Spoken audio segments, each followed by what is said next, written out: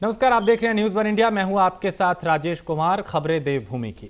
UK SSC की 23 भर्ती परीक्षाओं को इनकी जिम्मेदारी यूके पीएससी पर दी गई है और उत्तराखंड शासन से अधिसूचना जारी हुई है।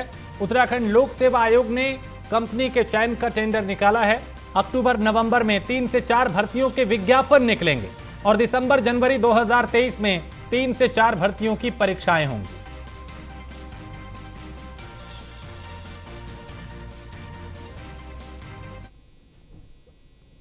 और नेता प्रतिपक्ष यशपाल आर्या ने यूके एसएससी पेपर लीक मामले को लेकर सरकार पर तीखा हमला बोला है।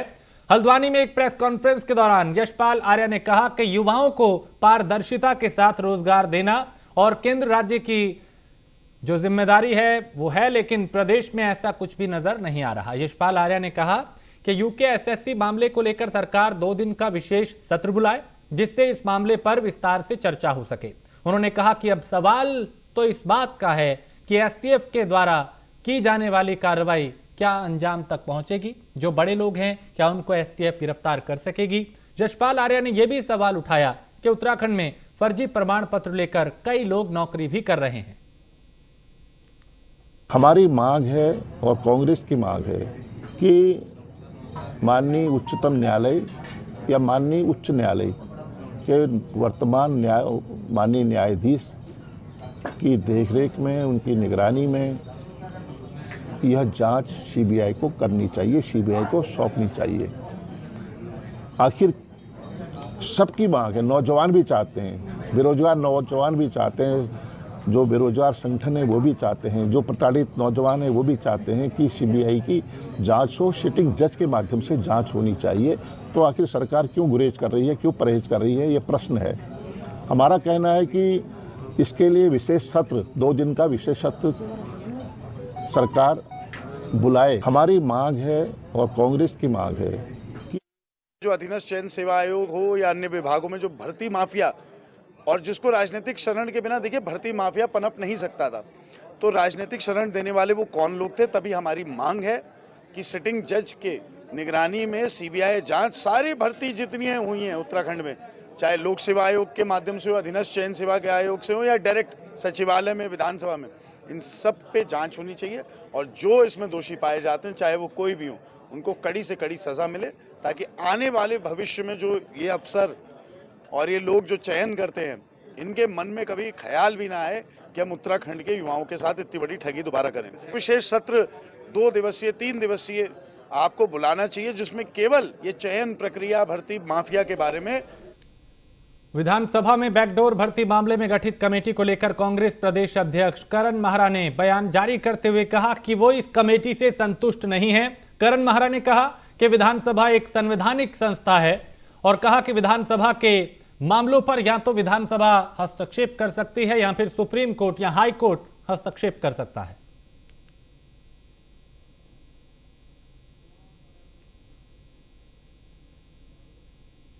समिति से ही सहमत नहीं, क्योंकि विधानसभा एक संवैधानिक संस्था है और आपने देखा होगा पूर्व में चाहे वो दल बदल का मामला रहे हो, सरकार गिरने के मामले रहे हो, कोई भी विधानसभा से संबंधित मामले रहे हो, उसको या तो विधानसभा ही ठीक कर सकती है या फिर हाई कोर्ट या सुप्रीम कोर्ट में मामले जाते हैं। जनता इस बात की है कि जांच चलने के दौरान कई मामले में प्रेस और मीडिया के माध्यम से आ रहा है कि इसमें ये कमियां पाई गई, तो आखिर जांच के बीच में लीकेज कैसे हो रही है। सरकार के अंदर कोई संस्था काम कर रही है, उसके सदस्य हैं, कोई किसी संस्था के चेयरमैन है जो सरकार के निहित काम कर रही, तो हम उनसे ये उम्मीद कैसे कर सकते हैं कि बिल्कुल निष्पक्ष होकर वो कोई कार्रवाई कर पाएंगे। तीसरा, इसमें जांच को हिस्सों में बांटा गया है, उससे भी मैं असहमत हूँ। मैं कह रहा हूँ जिस दिन से राज्य का गठन हुआ है उस दिन से लेकर अभी तक की जांच होनी चाहिए।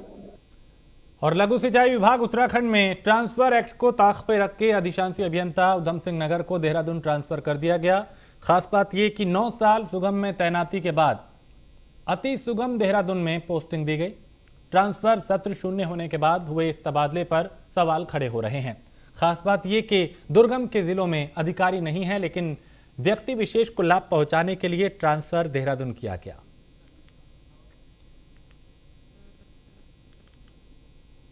तबादला सत्र शून्य होने के बाद भी लघु सिंचाई विभाग में नियम कानून ताक पे रख के अधिशांशी अभियंता उधम सिंह नगर विनय सिंह का तबादला देहरादून कर दिया गया है, जिस पर कांग्रेस प्रदेश अध्यक्ष करण महाराज सवाल खड़े कर रहे हैं। कांग्रेस नेताओं का कहना है कि बागेश्वर और चमोली जैसे दुर्गम जिलों में अधिकारी नहीं है और सुगम में लेन देन करके तबादले किए जा रहे हैं। कांग्रेस नेताओं ने मुख्यमंत्री पुष्कर सिंह धामी और विभागीय मंत्री सतपाल महाराज से ट्रांसफर को रद्द करने की मांग की है। सरकार है या नहीं है समझ में नहीं आ रहा, क्योंकि मुख्यमंत्री कहते हैं कि इस समय लोग अपने दफ्तरों को ना छोड़ें, बरसात का मौसम है, और एक मंत्री जो है बरेली आने के लिए लोगों को जिद करती हैं। दूसरी तरफ फिर मुख्यमंत्री और सरकार की तरफ से आता है कि मिड टर्म है और तबादलों का समय ख़त्म हो चुका है, इस समय किसी के तबादले नहीं किए जाने, और वैसे भी अमूमन बरसात के मौसम तबादले नहीं किए जाते। आज क्या कहते हैं सहवाल साहब का मैं देख रहा हूँ कि वो तबादले कर रहे हैं मिड टर्म में, जो अपने आप में बहुत ही निंदनीय है और सरकार को इस बात का संज्ञान लेकर तुरंत कार्रवाई करनी चाहिए। तबादला सत्र शून्य है और दूसरा मानसून का मौसम चल रहा है, बरसात के मौसम में ट्रांसफर्स नहीं हुआ करते। अब सुनने में आया है कि दूसरे विभाग ने ट्रांसफ़र पोस्टिंग्स कर दी हैं, तो कहीं ना कहीं जो रूल रेगुलेशन एक विभाग के लिए है वही दूसरे विभागों पर भी लागू होना चाहिए और मुख्यमंत्री जी को संज्ञान लेना चाहिए, क्योंकि सारे मंत्री अपनी मनमानी पर उतर आए हैं। उनके सचिव पता नहीं उनको कॉन्फिडेंस में मंत्रियों को लेकर ये तबादले कर रहे हैं या खुद ही आनन फानन में तबादले किए जा रहे हैं, इसमें कोई बड़ा लेन देन। और वहीं बीजेपी प्रवक्ता रविंद्र जुगरान इस मामले में राज्य सरकार को बचाव करते हुए दिखाई दे रहे हैं, लेकिन जुगरान कह रहे हैं कि ट्रांसफर गलत हुआ है तो सरकार को कार्रवाई करनी चाहिए। देखिए ऐसा है ना कि तबादले का भी सीज़न होता है, हर चीज़ का सीज़न होता है। 4 ऋतुएं होती हैं, बसंत ऋतु है ना, कौन कौन सी ऋतु होती हैं, तो ऐसी तबादले की भी एक ऋतु, एक सीज़न होता है। और अगर इस बीच में वैसे तो बहुत कम ऐसे इक्का दुक्का केसेस आए होंगे, और इक्का दुक्का केसेस जो आते भी हैं, कोई बीमारी का प्रकरण है, कोई बहुत ही लॉजिकल जेन्युइन प्रकरण है, तो वहाँ तक तो ठीक है, लेकिन 1% से ऊपर अगर क्रॉस करेगा तो निश्चित रूप में सवाल खड़े किए जाएंगे। मुझे लगता है कि माननीय मंत्रीगणों के संज्ञान में ये आ गया है। ऊर्जा विभाग में ये हुआ भी था, तो माननीय मुख्यमंत्री जी ने अपने सचिव को जो है निर्देश दिए और पब्लिक डोमेन में है, सारा बैन कर दिया है, कोई तबादला वबादला नहीं होगा। अन्य विभागों में भी अगर कहीं एक आध जगह हुआ है तो माननीय मंत्रीगण उसका संज्ञान लेते हुए इसको स्टॉप करेंगे। पौड़ी दौरे पर पहुंचे पूर्व सीएम त्रिवेंद्र सिंह रावत का काफिला जब कोटद्वार दुगट्टा हाईवे से गुजर रहा था, तभी टूट गदेरे के पास अचानक हाथी निकलकर हाईवे पे आ गया, जिसके बाद वहां अफरा तफरी मच गई। हाथी को नजदीक आता देख त्रिवेंद्र सिंह रावत और उनके जो सुरक्षाकर्मी हैं वो वहां से पहाड़ की तरफ चले गए। इस दौरान जान बचाने के लिए त्रिवेंद्र सिंह रावत समेत अन्य लोगों को पहाड़ पे चढ़ना पड़ा। हाथी के हाईवे पे आने की सूचना मिलते ही वन विभाग की टीम मौके पर पहुंची। टीम ने हाथी को एनएच से हटाने के लिए कड़ी मशक्कत की। वन विभाग की टीम ने हवाई फायरिंग कर हाथी को जंगल की तरफ खदेड़ा, जिसके बाद लोगों ने राहत की सांस ली।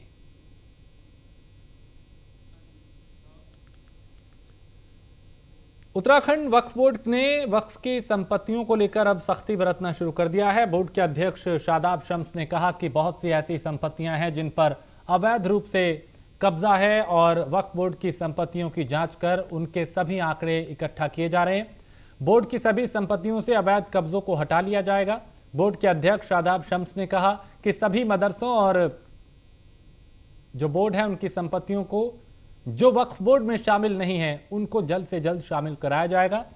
वक्फ बोर्ड के अध्यक्ष शादाब शम्स ने सभी मदरसों के संचालनकर्ताओं को कहा है कि वो जल्द से जल्द उत्तराखंड मदरसा बोर्ड में उनका रजिस्ट्रेशन करा लें, या फिर वक्फ बोर्ड इसके साथ साथ सभी मदरसों की जांच भी की जाएगी।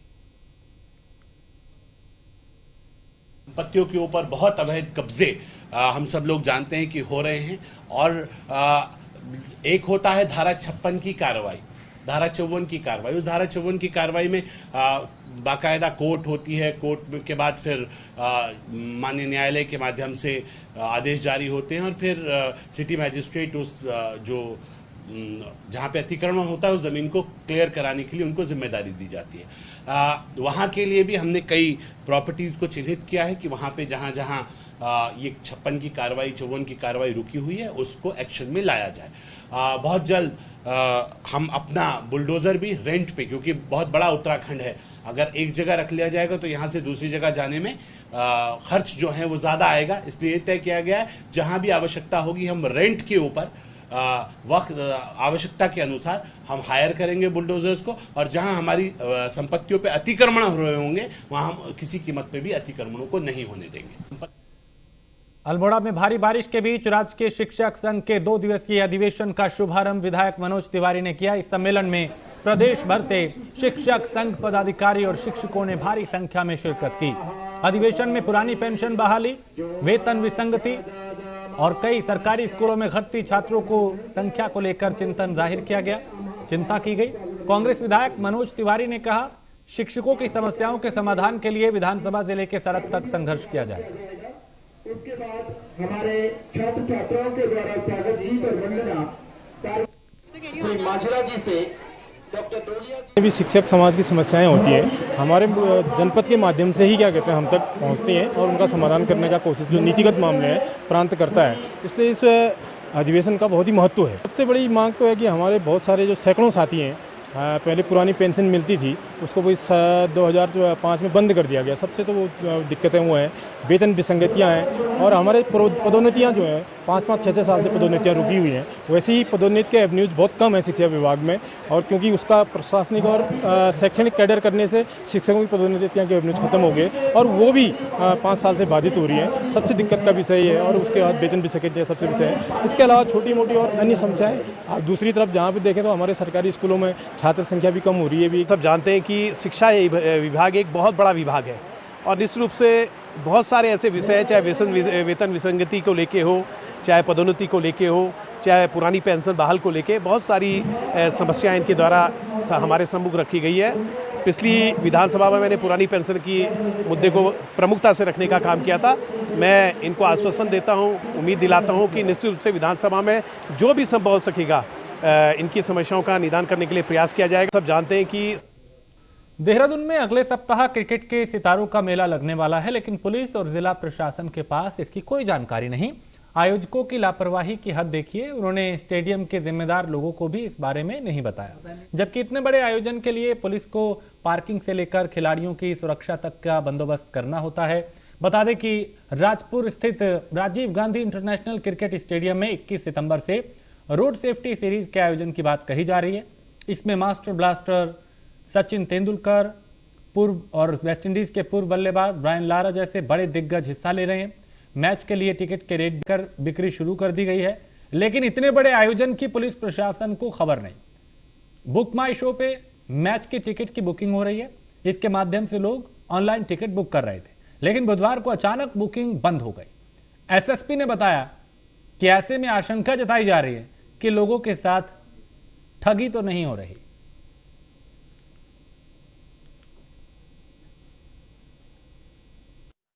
एक इस तरह की अफवाह चल रहा है कि साहब क्रिकेट मैच होने वाले 21 तारीख से 2-3 दिन का यहाँ पर क्रिकेट मैच रहेगा, लेकिन मुझे जानकारी नहीं है, मीका से जिलाधिकारी को जानकारी नहीं है, न हमारे उच्च अधिकारी को जानकारी है।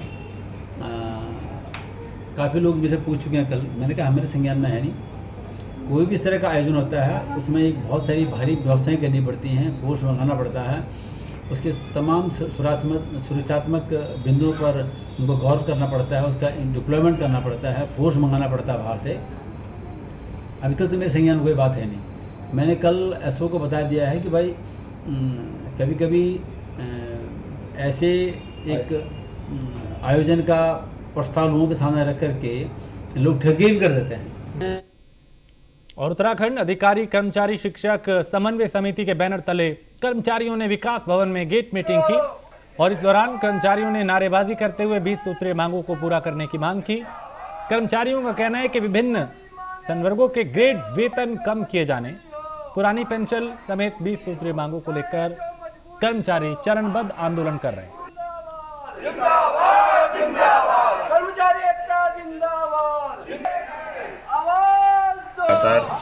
कार्यालयों में गेट मीटिंग आयोजित करते आ रहे हैं और उसी के क्रम में आज भी हमने यहाँ पर गेट मीटिंग का आयोजन करा रखा है। हमारी जो मुख्य मांगें हैं, वास्तव में नई मांग कुछ भी नहीं है। जो पहले से कर्मचारियों को जो सुविधाएं दी जा रही थी, तो वर्तमान में सरकार ने अलग अलग शासनादेशों के माध्यम से उसमें कटौती की है। तो उसके माध्यम से हम ये चाह रहे हैं कि जो पहले से जो सुविधाएं कर्मचारियों को दी थी आ रही थी सरकार ने, उनको पुनः बहाल किया जाए। और श्रीनगर पुलिस ने कल्यासोण चौकी के पास कार सवार 2 वन तस्करों को गिरफ्तार किया है। इनके पास से पुलिस ने 211 किलो कुटकी बरामद की है, जिसकी कीमत 1 करोड़ 41 लाख बताई जा रही है। ये तस्कर कुटकी को जोशीमठ से लाए थे और दिल्ली में बेचने की फिराक में थे। सीओ श्रीनगर श्याम दत्त नोटियाल का कहना है कि जिस टीम ने इन दोनों वन तस्करों को पकड़ा है, उन्हें 5,000 रुपए नकद इनाम देने की घोषणा की है।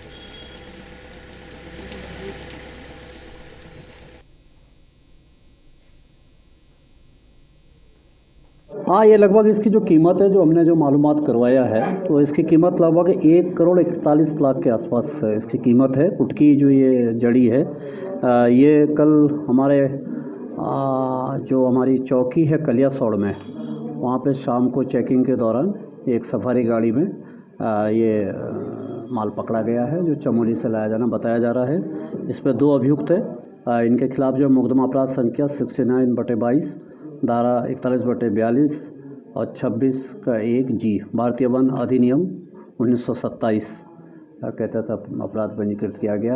हाँ, ये लगभग उत्तराखंड में वनों की आग को रोकने के लिए वन विभाग नए सिरे से कवायद में जुटा है। इसके लिए प्रत्येक ग्राम सभा में ग्राम प्रधान की अध्यक्षता में फॉरेस्ट फायर मैनेजमेंट बनाया जा रहा है और इस नई पहल के तहत वर्क विभाग के कर्मचारी, अधिकारी, युवक मंगल दल और महिला मंगल दल और वन पंचायतों के लोगों को शामिल किया जा रहा है। उत्तराखंड के वन मंत्री सुबोध उनियाल ने कहा कि इसके साथ साथ रेन वाटर और कई दूसरी चीजों को बढ़ावा दिया जा रहा है ताकि वनों को बचाया जा सके।